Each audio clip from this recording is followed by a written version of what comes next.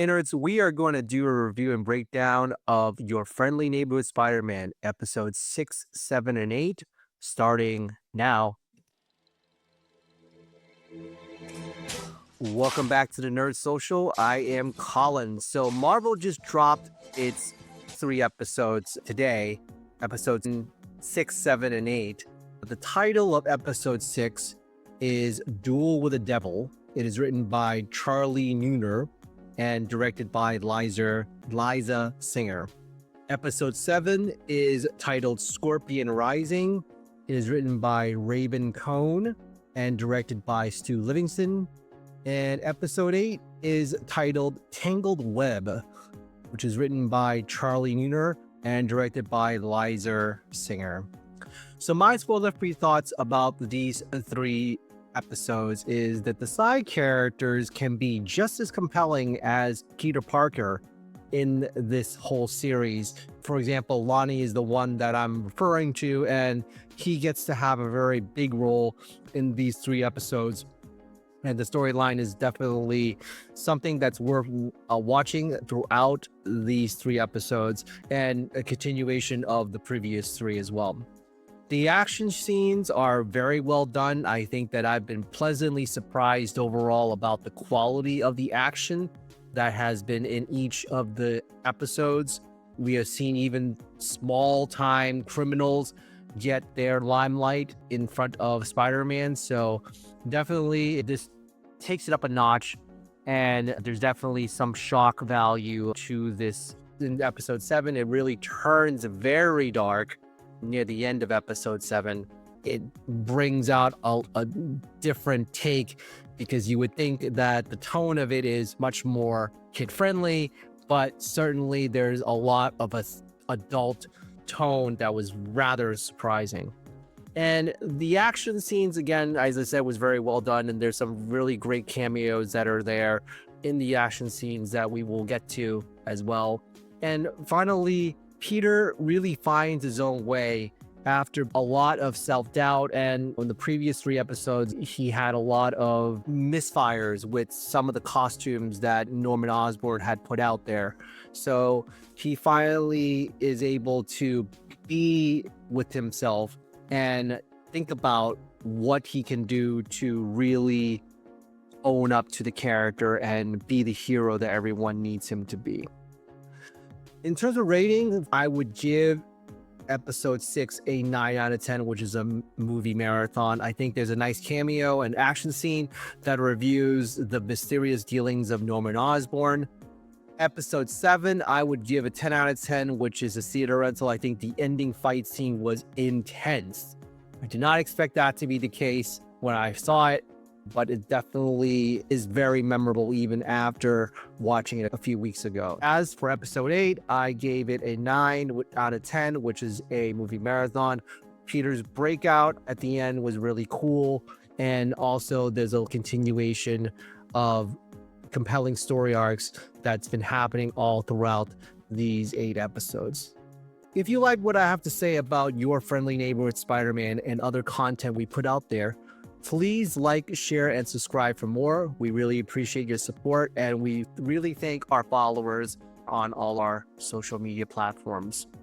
So without further ado, spoilers ahead for Your Friendly Neighborhood Spider-Man episodes 6, 7, and 8. Okay. We start off with Lonnie finding out as he goes through school that he has been placed on probation. He got kicked off the football team for missing a lot of time. And it's a very unfortunate circumstance that he has right now, that he's missing this time with his classmates, but also with his teammates at school.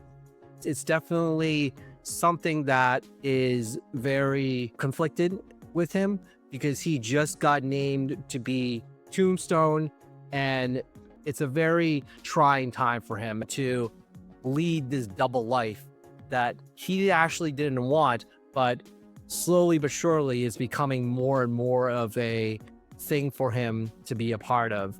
He is in some ways in too deep with the situation. Pearl is still trying to figure out what's going on with Lonnie, and she really does not have an idea. It is still up in the air. And she does realize that he has been busy. She is very concerned, but there hasn't been a breaking point just yet to their relationship.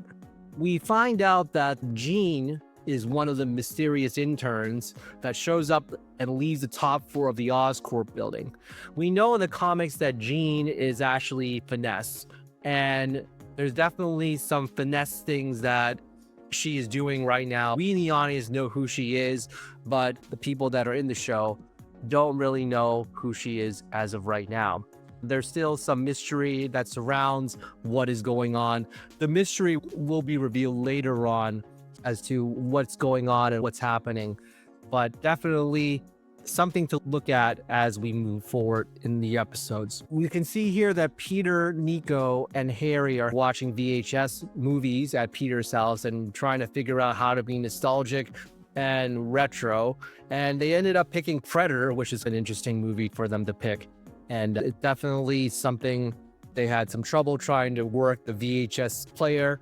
For those of you that don't know, VHS is video home system. That is what we used back in the 80s and early 90s before streaming. So there's definitely a vibe of nostalgia that brings about looking at old videotapes. Here we can see that Norman goes to a charity dinner for the Lagos disaster relief. This is happening very similarly to the events of Captain America Civil War. Eleanor Bishop and Oliver Kingsworth were name dropped.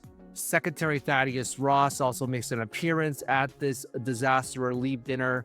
Osborn is trying to make a deal to register Spider-Man as a superhero for the government in exchange for government contracts that Oscorp might want to have in front of the government. So Norman also asks Peter to investigate a security breach that's on the top floor of Oscorp at this time while he is attending this dinner and doing all these dealings with the secretary. Lonnie is getting chased by Carmilla, who is part of the Scorpion gang, and we saw some of the tensions that were awry there. And we later figure out that Carmilla basically was led by Lonnie to the 110th Street gang hideout. And then that leads to some more trouble later on. Turns out that the disturbance that's on top of the building where Osborn was talking about is Daredevil and is voiced by none other than Charlie Cox. There's a very sick fight between him and Spider-Man, and also it has a certain Captain America, Spider-Man vibe from Civil War, whereas Daredevil's not really going all out. And it seems as though he can sense that Peter is getting misinformation from Norman Osborn. And so he decides to just concede and try not to intervene too much to let Peter figure out what the heck is going on with Norman, while also in some ways just trying to make sure that he can somewhat trust what he's doing. Definitely a very good action scene that happened here in episode 6. Norman figures out that all the enhanced criminals gear came from Doc Ock, who used to work at Oscorp. So Norman is trying to pin Daredevil as working with Doc Ock as well. So it's a matter of convenience, having known that Daredevil was the one that visited him during the security breach. So he's trying to kill two birds with one stone and to make sure that the people that are truly responsible for all these shenanigans he ends up being the hero instead of the villain. Nico finds out near the end of the episode that Peter is Spider-Man. Basically, this is coming from the mouth of Harry, not coming directly from Peter. And that brings up a lot of feelings for Nico all throughout these 3 episodes coming up. And at the end of episode 6 here, Matt Gargan is fitted into his Scorpion suit by Doc Ock. So we have seen the power of all those enhancements that's been made based on the enemies that Peter has fought so far. Now Scorpion is the one that's going to receive that upgrade, and we're going to see him at his most powerful in the next episode. We start off with episode 7 of Peter and Pearl having a sit down, dealing with their own issues and talking it out. There's a lot that's going on because Peter feels as though he's been not a very good friend to Nico, whereas Pearl has been frustrated with the fact that Lonnie has ditched her a number of times. And Peter just melts right in front of her because Pearl used to be the babysitter and a couple of years older. So it's very interesting to see that dynamic. We know that Peter definitely has the hots for her, but we don't know if Pearl does feel the same way. We haven't really figured that out just yet. Dre then texts Pearl and said that he needs to talk with her. And also, Lonnie gets a call from his mother and lets her know not to worry because he's living the great life of being a star football player and being at school. And so, with little that his mother knows that he's actually in a gang at the same time. So there's a very interesting Spider-Man 2 reference that was given in the middle of this episode where Doc Ock was talking about having the power of the sun, but instead he is not using fusion here. He is actually using gamma radiation as a power source for all of those enhancements that he's been making. So we're thinking of where's Hulk at this time. Hulk does not appear though, unfortunately.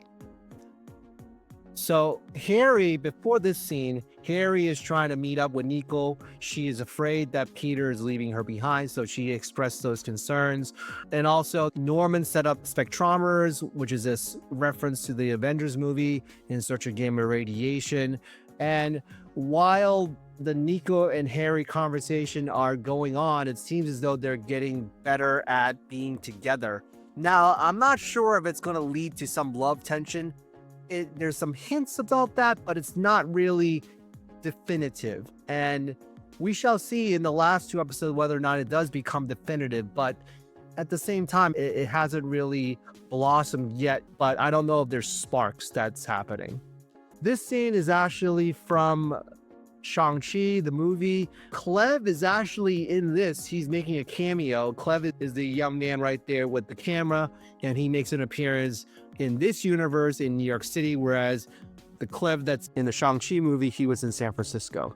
So Pearl confronts Lonnie at the 110 gang hideout after Dre had told Pearl about Lonnie's double life. So obviously Pearl is very concerned about what's happening with Lonnie at this point. Harry, at this point, is still trying to explain to Nico as to why Peter has not revealed to her that he's Spider-Man. And in this part, Harry really does bring up some interesting points as to why Peter has not said anything. And the biggest thing he said was it presents a big risk for all the people that Peter loves to be in a situation where if they knew who Spider-Man was, his enemies are going to be coming after them. And so he does not want to reveal it to other people to protect them. And I think that Nico really does get that to a certain degree, but I think she still feels pretty salty that Peter does not trust her enough to say that he's Spider-Man. This is the full uniform of Scorpion, and he's the one that disrupts the meeting with the 110th gang, and Carmilla's there as well. And Nolani, Pearl are in deep trouble along with Donovan and trying to fight this formidable opponent in Scorpion. And Peter then figures out that Lonnie and Pearl are in danger, and so he was able to intervene at this point. There was a big fight between Scorpion and Peter, and it seemed early on that Peter had hit the knockout punch on Scorpion. However, Scorpion was able to stab him in the chest. With Norman basically letting his guard down, Peter was severely hurt. The Green Goblin glider makes an appearance and saves Spider-Man from further harm. And then toward the end of the 7th episode, the scene from the PS5 game and the end credits ends with a very dark tone, with Peter pretty much stabbed through his chest and beaten up and broken by Scorpion. Episode 8, we see that Peter was able to recover in Osborn's experimental medical wing. This whole suit was basically destroyed by Scorpion. And so he's feeling bad. Despite this first defeat, Norman is really trying to push Peter to a higher level. He's basically replacing Tony Stark in this scenario. Norman argued that you really need to have a lot of people respect you because of your great power. So it plays on the whole, with great power comes great responsibility. So it's with great power comes great respect. And I believe that they did a very good job of relaying that, because I think it really is much more assertive and much more forceful. And Norman does understand the power of all the enemies before Peter can really not go full throttle and defeat all the enemies. However, he really got his ass beat handed to him by Scorpion because he didn't go all out. He wasn't really there, and he paid the price for it. Because of that, I think that Norman was able to double down on Peter as the importance of putting it all out there and to make sure that you're really fighting with your full force. While this is happening, Peter then escapes the medical facility and goes into the intern lab, finds out that the project that he had with Dr. Connors worked, and everyone is really amazed by the way that they were able to operate. I get very perplexed as to how he's able to find all that time to make a contraption like that, go to school, be Spider-Man. It's a little bit on the Mary Sue side, but it's a cartoon. So I think it's definitely something that they took a little bit of liberty for. But in any case, he is a genius in many regards. This brainstorming session from Doc Ock and this jazz dance that he does, leaving his hideout.